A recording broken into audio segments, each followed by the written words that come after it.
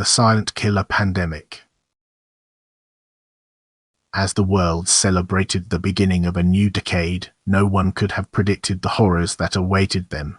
A deadly pandemic spread quickly around the globe, leaving entire cities barren and lifeless. People were dying in droves, and the streets were littered with the corpses of the infected. But what made this pandemic truly terrifying was that it was completely silent. There were no physical symptoms, no coughing or sneezing, no fever or chills.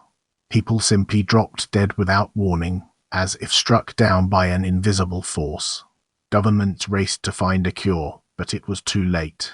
The pandemic had already claimed millions of lives, and it showed no signs of slowing down. Panic and chaos ensued as people struggled to understand what was happening and how to protect themselves.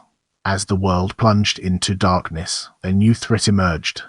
Those who had succumbed to the pandemic began to rise from the dead, their bodies still functioning despite being lifeless shells.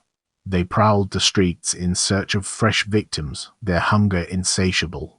The survivors were forced to band together, living in fear and constant danger. They barricaded themselves inside abandoned buildings, always on the lookout for the walking dead. But even as they fought to survive, they knew that their fate was sealed.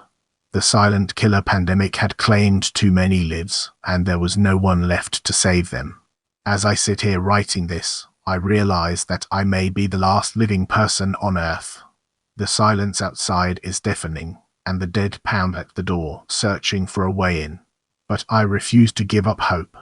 I refuse to let the silent killer pandemic win. I will fight to survive no matter what. And maybe, just maybe, there are others like me out there, struggling to stay alive in this new, terrifying world.